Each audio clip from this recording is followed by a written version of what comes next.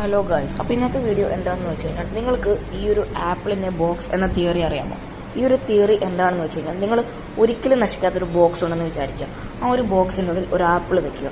അതിനുശേഷം നിങ്ങൾ അത് എന്നേക്കും തുറക്കാൻ കഴിയാത്ത രീതിയിൽ അടച്ചു വെക്കുകയാണെങ്കിൽ ആ ഒരു ബോക്സിനുള്ളിൽ ആക്ച്വലി എന്താണ് സംഭവിക്കുക? ആദ്യത്തെ ഒരുപാട് നാളുകൾ കഴിയുമ്പോൾ ആപ്പിൾ ജീർണിച്ച് നശിക്കും. അതിനുശേഷം അതിലെ ഓരോ കണികകളും വേർപെടും. അങ്ങനെ കണികകൾ ഓരോ രീതിയിലും ക്രമീകരിക്കപ്പെടാൻ തുടങ്ങും. ഓരോ രീതിയിലും ക്രമീകരിച്ച് ഇതിന് ഉള്ളിലുള്ള കണികകൾ അനന്തമല്ലാത്തതിനാൽ, അതായത് ഇൻഫിനിറ്റ് അല്ലാത്തതിനാൽ ഇവർ ക്രമീകരിക്കുന്നതിന് പരിധിയുണ്ട്. അങ്ങനെ ക്രമീകരിച്ച് ബില്യൺസ് ഓഫ് ഇയേഴ്സ് കഴിയുമ്പോൾ എന്താണ് സംഭവിക്കുക എന്ന് വെച്ച് കഴിഞ്ഞാൽ ഇവർ ആദ്യമുള്ള ആ ഒരു ആപ്പിളിന്റെ രൂപത്തിലേക്ക് തന്നെ ആയിട്ട് മാറും. ഇടയിൽ ഇതിന്റെ ഉള്ളിലുള്ള എനർജിക്ക് പുറത്തു പോകാൻ സാധിക്കാത്തതിനാൽ ആ ഒരു എനർജി ട്രാപ്പായിട്ട് ആ ഒരു ഗ്ലാസ് കേജിനുള്ളിൽ ആയിരക്കണക്കിന് ടെമ്പറേച്ചർ, അതായത് ആയിരക്കണക്കിന് ഡിഗ്രി സെൽഷ്യസ് വരെ താപനില ഉയരും. നമ്മുടെ യൂണിവേഴ്സും ഇതേപോലൊരു ബോക്സ് ആണെങ്കിലും